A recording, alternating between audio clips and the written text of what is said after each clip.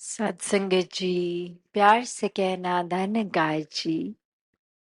आज समागम के दूसरे रोज जहां सुबह सेवादल रैली और अब समागम का ये रूप और सुबह भी सेवादल की वर्दी पहने ये सजे हुए सेवादार और वो संदेश भी उस समय भी चाहे एक्ट्स रूप में या वो तन के प्रति चेतन करते हुए कि तन मन धन निराकार की ही देन है और तन को भी स्वस्थ रखना है। तो वो चाहे जो भी माध्यम रहा, जो मैसेज दिया वो यही कि कैसे जहाँ समर्पित भाव होता है वहां फिर चतुर चालाकियां नहीं होती। जब सेवा में भी ऐसा कोई भाव डाल देते हैं कि कुछ हासिल करने के लिए सेवा करनी है, तो वो एक साफ रूप सेवा का है ही नहीं। वो पहले ही शुरुआत से ही उसमें कुछ गलत मिला हुआ है और मिलावट की सेवा तो सेवा नहीं है, क्योंकि ये निराकार परमात्मा ये भाव ही देखता है और ये इंटेंशंस हर एक की कि हम क्या किसी को कुछ साबित करने के लिए सेवा कर रहे हैं या फिर एक हम अपने लिए अपने दिल को संतों के प्रति संसार के प्रति समर्पित करके सेवा कर रहे हैं। तो ऐसे ही चतुर चालाकियां हम कैसे रोक सकते हैं। और जहां बार बार आज विस्तार के ऊपर सबने ही ये जो जिक्र किया, तो विस्तार करने को तो ये चतुर चालाकियां ये अन्य जो भी दोष हैं हम में कमियां हैं उन पे भी किया जा सकता है कि अच्छाइयों को छोड़ो बुराइयों को बढ़ाओ। पर ये हर एक में समझ है, सोझी है, विवेक है कि हमें अपने जीवन में तो कमियों को और कम करना है और एक अच्छाइयों को ही बढ़ाना है, मानवीय गुणों से पूरी तरह युक्त होना है। तो कैसे ये जो आज सत्संग के दौरान भी जिक्र हुआ कि हम अक्सर जितना जानते हैं हमारे लिए तो वो ही पूरा होता है, उससे आगे भी कुछ है उसकी समझ ही नहीं होती। जैसे सत्संग में आज उदाहरण देखा कि एक पानी का ग्लास अगर जिसने सिर्फ देखा है उससे ज्यादा कुछ नहीं, उसके लिए वो ही बहुत है। जिसने बाल्टी देख ली उसके लिए वो ही बहुत है। जिसने स्विमिंग पूल फिर देखा उसके लिए वो बहुत पानी है। जिसने एक तालाब देख लिया उसके लिए वो बहुत पानी है। जिसने झरने नदियां देख ली उनके लिए वो बहुत सारा पानी है। और जिसने ये समुद्र देख लिया तो पता है अब पानी का तो इससे ज्यादा विस्तार और कहीं देखने को नहीं मिलेगा। इससे ज्यादा समुद्र से ऊपर पानी तो कहीं और नहीं समा सकता। तो बात वही कि हम इसमें कहीं ऐसे कुएं के मेंढक ना बन जाएं जो अपना दायरा इतना छोटा करके उसी को सच्चाई मान लें कि एक कुएं जितना ही जीवन उसी में जिया और खत्म भी वहीं। और यही सोचा कि जितना ये पानी मुझे दिख रहा है मेरी एक छलांग में उतना ही ये बहुत है। तो अपनी सोच को भी हम इस तरह विस्तारित करें, एक वो सोच को खुला रखें, ओपन रखें कि हर बार ऐसा ही नहीं है। जो मेरे अपने ख्याल हैं, मेरी अपनी सोच है कि वही ठीक है। दूसरे का नजरिया, दूसरे का पॉइंट ऑफ व्यू तो हमने सुनना ही नहीं है, क्योंकि जैसा हम कर रहे हैं इतने सालों से या बिल्कुल अभी वही ठीक है, क्योंकि हमारी सोच है। यहाँ अहंकार आ गया, यहाँ कंडीशनिंग आ गई इतने सालों की। तो बात वही कि विस्तार वो भी है जहाँ ये चीजें जो जकड़ रही हैं, बांध रही हैं, वो बंधनों को भी काटना विस्तार है। कि एक ही अपनी कोई आदत अक्सर हमें पता होती है कि ये अच्छी आदत नहीं है और उसको छोड़ने की कोशिश करते हैं, और जब तक नहीं छूट रही वो फिर बार-बार हो रही है, तो जानते हुए भी ये अच्छा नहीं है, फिर भी कर रहे हैं। तो फिर बात वही कि ये अब हो रही है तो इसको रोका जाए, क्योंकि ये समझ है ये करना ठीक नहीं है। वो जानते हुए भी अगर हो रही है तो फिर हम किस तरह कहाँ खड़े हैं ये हमें पता है। तो अपनी आदतों को भी जो खुद पता है, या जो किसी शुभ चिंतक ने पॉइंट आउट कर दी कि ये पहलू ठीक नहीं है, उसको भी अपने जीवन से हटाना एक विस्तार का ही रूप है।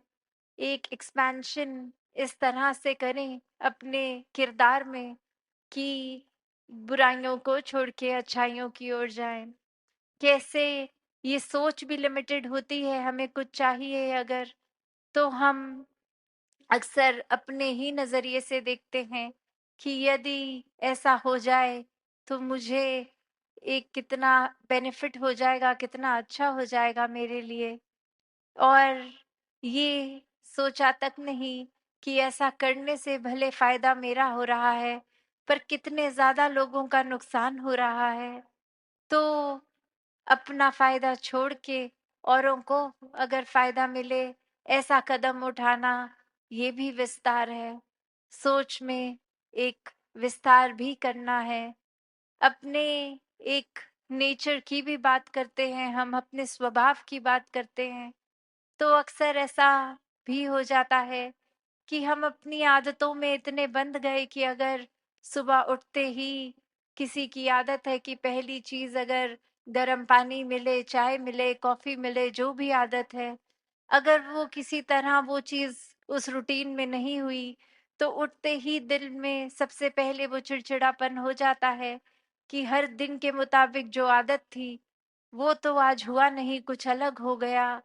तो एक मन फिर बहुत तंग होने लगता है, और सिर्फ मन तक ही नहीं, फिर हम एक बुझ जाते हैं, या घर वाले, अड़ोसी पड़ोसी, कामकाज कहीं भी हों, वहाँ बहुत ही फिर एक रूड होके, रफ होके बात करते हैं, क्योंकि अंदर से ही मन खुश नहीं है।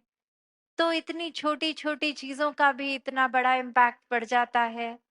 तो फिर वहाँ भी विस्तार करना है।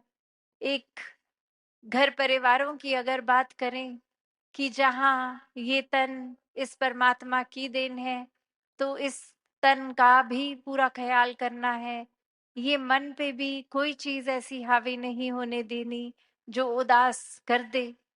तो अक्सर ये जो सामने आता है कि एक डोमेस्टिक वायलेंस का भी एग्जाम्पल ले लें कि घर में पति पत्नी, माँ बच्चों, पिता बच्चों में, या और किसी सदस्य में अगर कोई मारपीट हो रही है, तो अक्सर कोई एक सदस्य सोच ले अगर कि ये एक दो बार हो गया है, अब मुझे आदत डालनी होगी, तो वो भी गलत है, वो भी चेतनता नहीं है। क्योंकि एक शरीर का भी, मन का भी ध्यान रखना है। और ये ऐसा, इस चीज को ये सोचकर कि हम अपनी सहन शक्ति बढ़ा रहे हैं, सहनशीलता बढ़ा रहे हैं, थोड़ा दर्द सह लेंगे ये शरीर की, तो फिर महान हो जाएंगे, तो ये भी कोई समझदारी नहीं है। जहाँ एक किसी को कष्ट देना, चाहे अपने वचनों द्वारा या कर्मों द्वारा, दोनों ही गलत है। तो कैसे हर किसी ने हर एक का आदर सत्कार करना है। और अक्सर ये वाला बंधन बहुत मुश्किल हो जाता है काटना, जब एक किसी पीड़ा की आदत डाल लें, तो पीड़ा में ही कहीं ना कहीं आराम मिलने लग जाता है। क्योंकि हम हर एक के आगे शायद अपना दुख दर्द इस तरह बोल देते हैं कि हम खुद को ऐसे विक्टिम बना के रखते हैं और बोलते हैं कि हमारे साथ ये हो रहा है, ये हो रहा है। तो आगे से भी हमें हमदर्दी मिलती है, और वो शायद दिल को, दिमाग को अच्छा लगता है। पर वही दिल और दिमाग हमारा अगर हम मजबूत कर लें, इस परमात्मा को शामिल करें, तो वो हिम्मत भी आएगी कि कैसे हमें, किस तरह से एक जीवन जो जिस तरह जीना है वैसे ही जीना है, ना किसी को किसी तरह का कष्ट देना है, ना किसी तरह का कष्ट सहना है। और इस तरह ये बुरी आदतों, एक कंडीशनिंग से भी खुद को तोड़ना, ये भी विस्तार है। तो कैसे जीवन में एक बात वही आ जाती है कि लोग इतना ज्यादा अपनी बातों पे मजबूत अक्सर हो जाते हैं कि थोड़े से भी अपने पॉइंट ऑफ व्यू को चेंज करने में इतराते हैं। एक दृष्टिकोण नहीं बदले जा सकते। एक कहानी का उदाहरण दासी अब लेगी कि एक बार एक इंसान को सपना आता है कि वो एक छोटा बच्चा ही है और अब वो सपने में सोच रहा है कि वो मर गया है, और सुबह उठते ही अपने माता पिता को कहता है कि अब मेरा जीवन समाप्त हो चुका है। और माता पिता बच्चे को कभी शीशे के आगे खड़ा करके दिखाएं कि देखो तुम खड़े हुए हो, बातचीत कर रहे हो, कभी उसके हाथ पे उसको एक खुजली करके दिखाएं कि देखो ये तुम्हें महसूस हो रहा है ना, तुम जीवित हो। और बच्चा बिल्कुल वो मान ही नहीं रहा। और ऐसे ही माँ बाप फिर अड़ोसी पड़ोसी सबको इकट्ठा करके बोलते हैं कि आपको ये नजर आ रहा है ना हमारा बच्चा? और सब हाँ कह रहे हैं कि हाँ ये तो एक खड़ा हुआ, एक कुर्सी पे बैठा, जो भी वो कर रहा था उस समय। तो उसको फिर समझाते हैं कि देखो तुम जीवित हो, अपने आप को मरा हुआ मत समझो। पर वो फिर भी नहीं मानता। तो अब पेरेंट्स एक साइकियाट्रिस्ट के पास ही ले जाते हैं कि एक ये शायद कोई मानसिक एक रोग हो गया है और इसका अब इलाज करना चाहिए, क्योंकि वो बच्चा जीवित है और खुद को मृतक मान रहा है।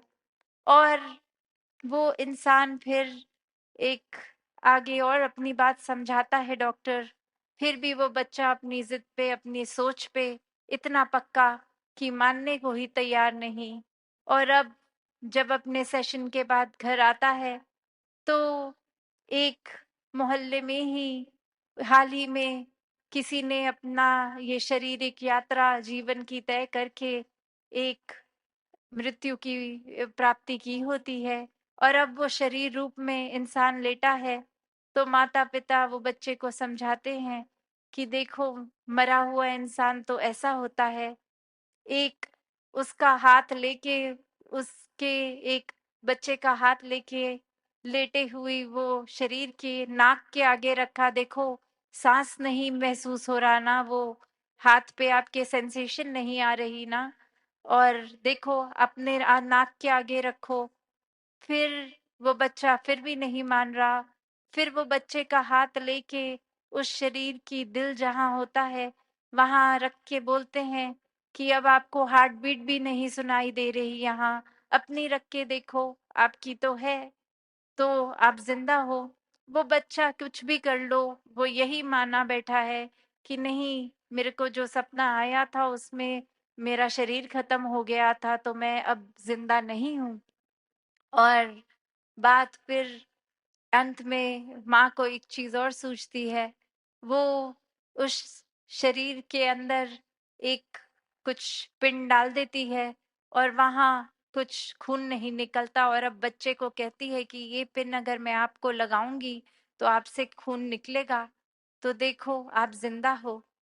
और बच्चा फिर वही बात पे अटक के कह रहा है कि माँ आप समझो, आपको लग रहा है कि मरे हुए इंसान ना सांस लेते हैं, ना उनकी दिल की धड़कन होती है, ना उनके शरीर से अब खून बाहर आ सकता है।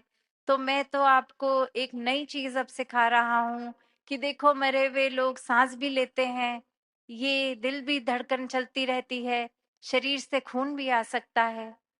तो बात वही कि कैसे वो बच्चे ने अब इतनी जिद से अपना एक पॉइंट ऑफ व्यू पकड़ लिया कि कुछ भी कर लो, कितने भी लॉजिक दे लो, वो अब अपनी बात से ही नहीं हिल रहा।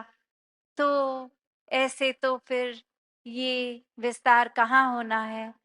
बात वही कि अपने आप को इतने फ्लेक्सिबल रखें कि जहाँ अपनी बात अगर पता है ठीक है तो उसको जरूर रखें, पर साथ ही दूसरों की बातों को भी इस तरह खुले दिमाग खुले दिल से सोचें कि उनकी बात में भी अगर कुछ ठीक लगे तो उसको भी अपनाया जाए।